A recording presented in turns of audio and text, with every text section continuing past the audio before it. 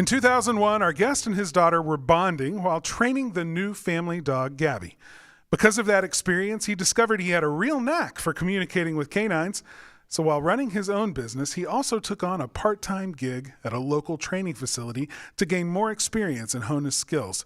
Since then, he's changed career paths, professionally opened a dog training studio, he's taught his unique method to multiple other trainers, and he still works one-on-one with his various clientele.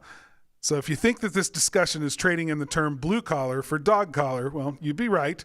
But pause right there, because as anyone with a pet knows, there's a lot to be learned from people with four legs. Proud Nation, please welcome to the show, Bennie Copeland. Hey, Bennie. Hey, man. Thank you. Thanks, Carter, and thanks, Taylor, for letting me be on the show with you guys today. I'm looking forward to it. I think it's going to be an interesting conversation. Excited.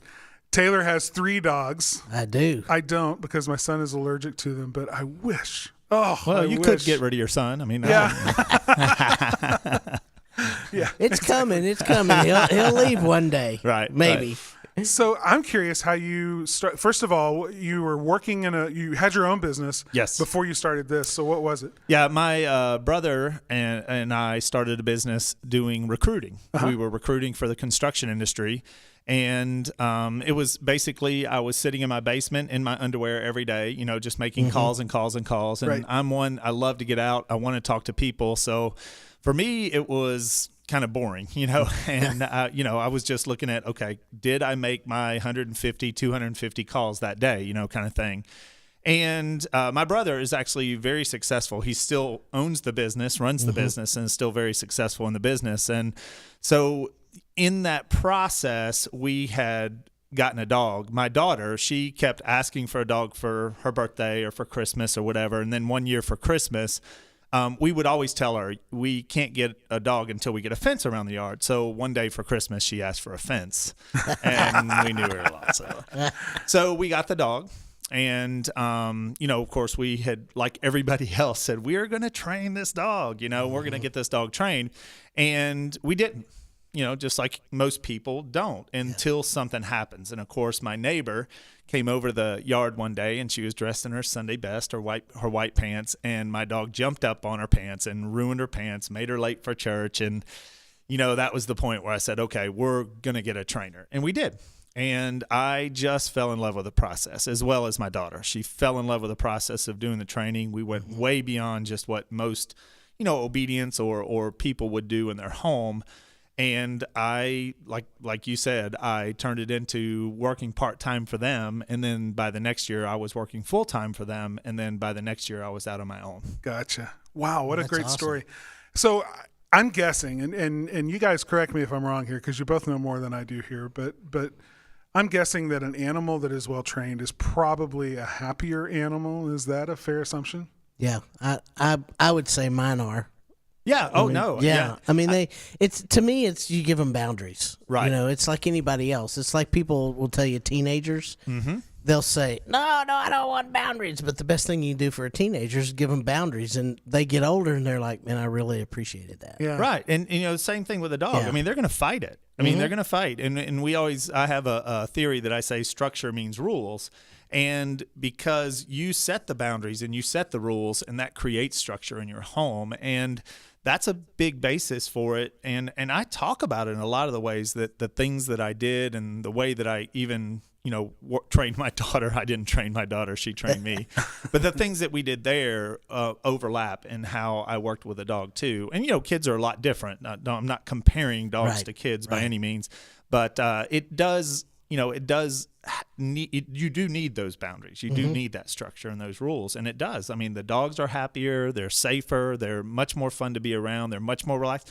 And a dog can be a dog that way. Yeah. And I think that's what people don't realize is that dogs really are dogs. They're not people. Right. And we try to make them people. And we try to assimilate and call them our babies and, all this stuff. And that's fine. I mean, my wife doesn't have children. It's my second wife, and she calls our four-legged, her fur babies. They're fur babies, yeah. That's hers. And she treats them a little bit more like people than I do. And they don't mind her like they do me. And there's a reason for that because they're dogs. I mean, you have to talk to them on their level. But there's a lot you can learn from them too. And so I'm curious, does your daughter work with you now? No, she actually lives in Austin, Texas. Oh, okay. She's married and got her master's from UT and Knoxville, and has moved to Austin, Texas, and works for Dell right now. She's very successful. Okay. Yeah. So I'm going to ask you a couple of things. Mm-hmm. Tell me what you learned from the dogs. What did you learn as a person when you started training dogs? What did they teach you? Well, that's an awesome question.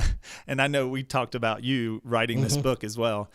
And I've learned so many life lessons from dogs. And the biggest thing, and even now when I go and I'll talk in front of people and I talk about dog training, I'll usually have one or two people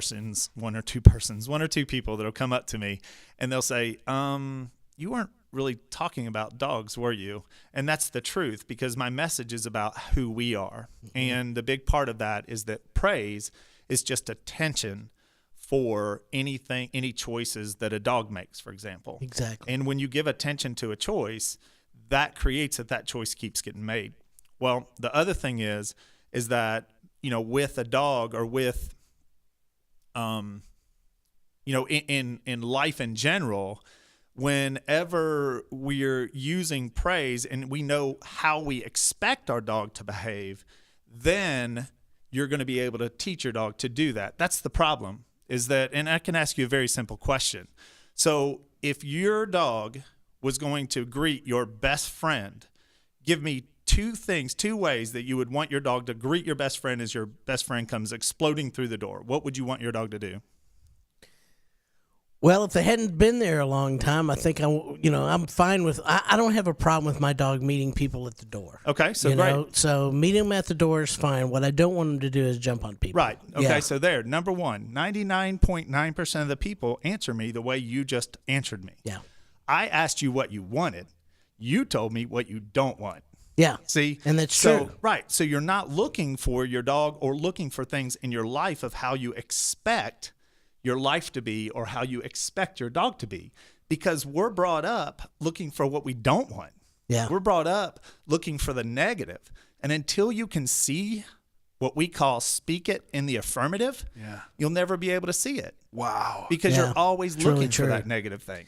Said another way, it's the idea that what you focus on grows. Yeah. Right. And if you're focused on the negative, then you're actually magnifying that problem. Absolutely. That's interesting. Which is funny because when I go in, my dogs are all there. I've got one that I send him to the back door. I go back. He goes to the back door. And the reason I send him to the back door is because I have a little 12-year-old little Chihuahua Dachshund that he will trample all over. If he is right up there with him. And so I don't open the door. He knows when I say back, he goes to the back door. Good. The little dog's there, and they're all watching me. So, I want that. I want them to all pay attention to me when I walk in the door. But it is true that here's the thing when you said that, because when it's me, I have different expectations than if it's somebody else. And it's because whatever they do, if it's somebody else, reflects on me. Right. And that's the wrong way to look at it, just from what you just said. It really is the wrong way to look at it. Well, and that's the thing, because people, they focus on that thing. Even when I'm training someone and we put the dog on the leash and I tell them, okay, so you want your dog to stay on all four legs when you approach this person. So then we set it up, right? And they sit there and the dog goes all the way up to that person, staying on all four legs the whole time. And they're just waiting and waiting and waiting. And then the dog jumps up, and that's when they correct. That's when they give attention, because they're really only waiting for what they don't want. They can't see it. So I have to make the people say it. I want you to stay on all four legs. So now once they say it, they now are looking for that thing from their dog. Interesting. And that's what, to refocusing me, them, the owner. And that's, to me, is what, what life is about, is that we're so many times, like my friends sometimes will say, hey, don't forget we have this, thing on Saturday. And I'll always text back, you mean remember we have this thing next Saturday? And she gets on me a lot because I do that a lot to her, Focus on what you want. Focus on what you expect someone to do. You expect them to remember, not forget. Right. You said we were at a BNI meeting at one time together, right? Yeah, I think so. So I gave this little thing about focusing on what you want.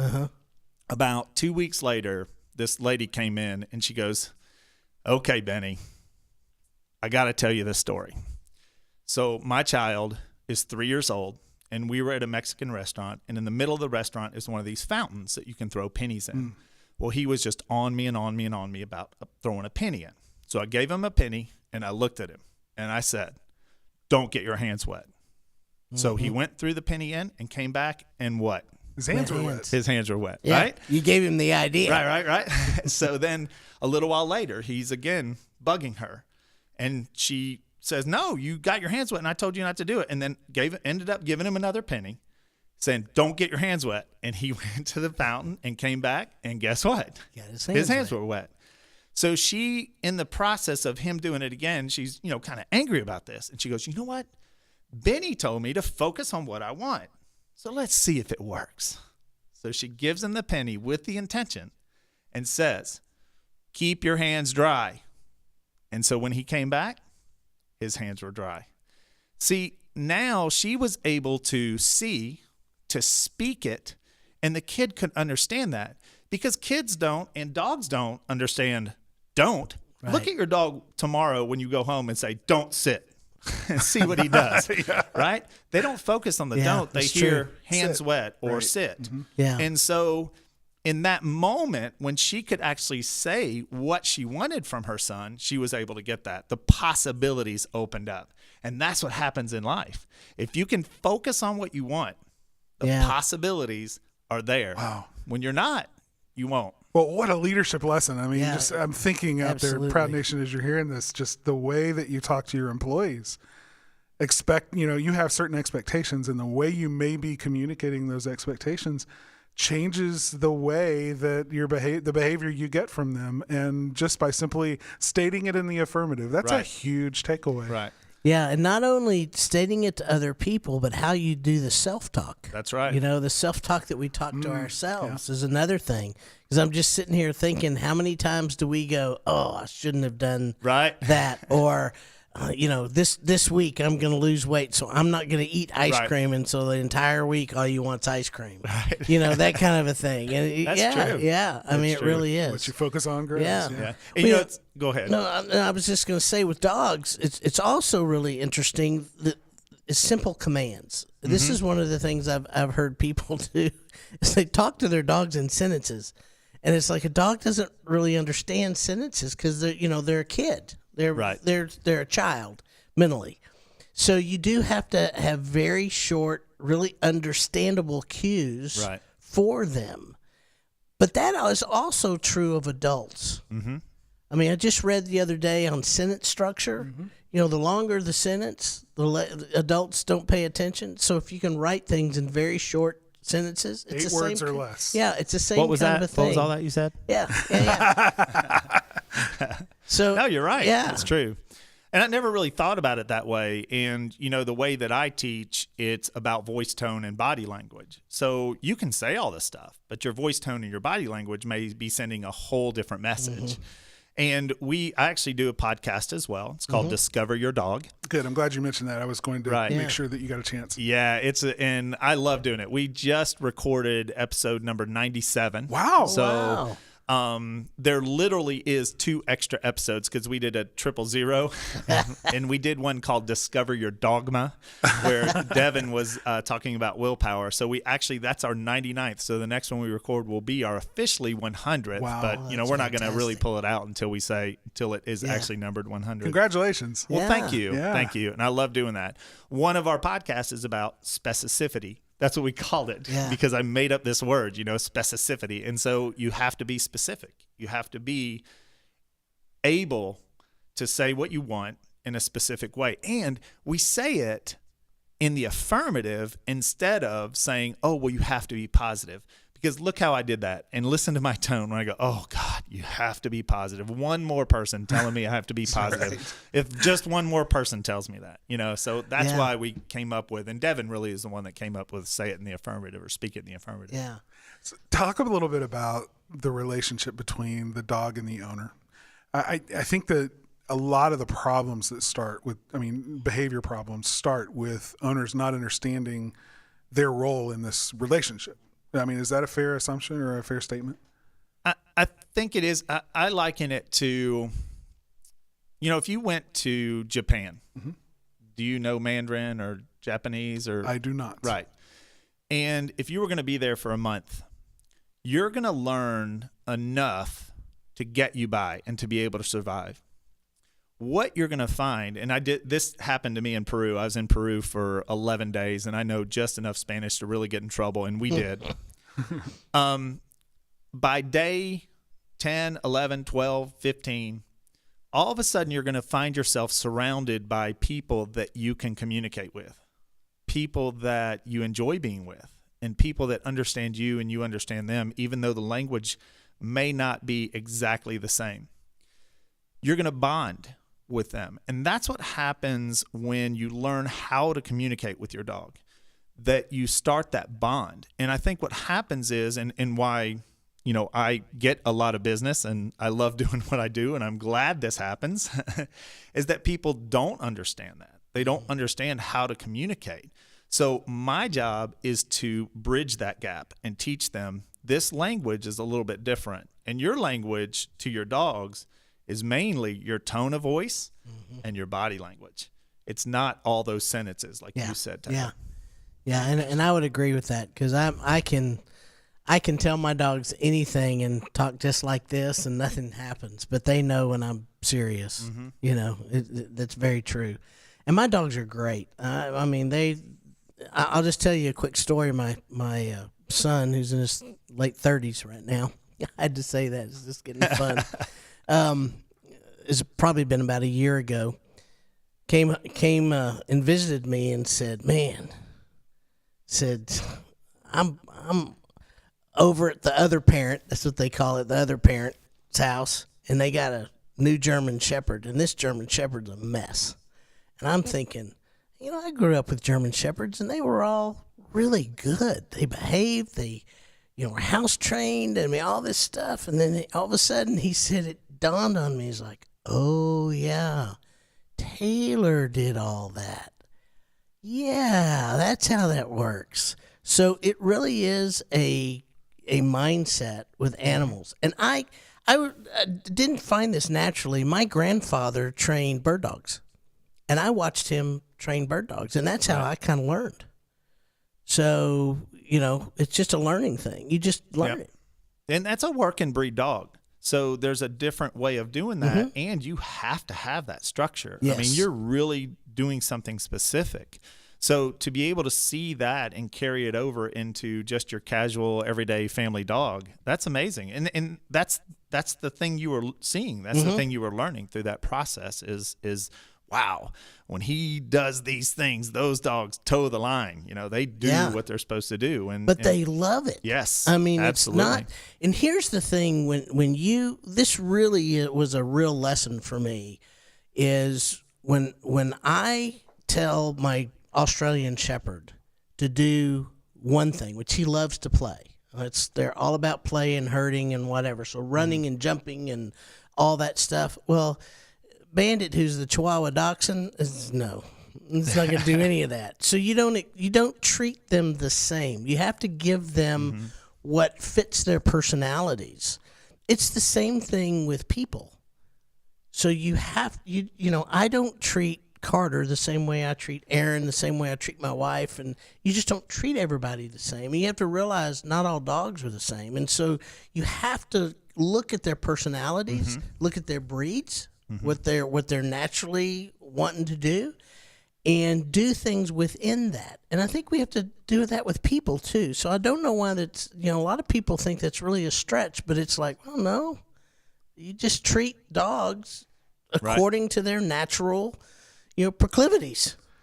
It strikes me, though, in this conversation that, when you think of dog training, you think the work really has to be done with the dog, but that's really not the case, is it? You're training the owner as much as you are. Yeah, we were just having a meeting yesterday, and I was asked that question, what makes us stand apart? And I said, I think people are now starting to realize that the training is not about the dog. It's about the human. It's about the person. And the person has to be willing and take responsibility.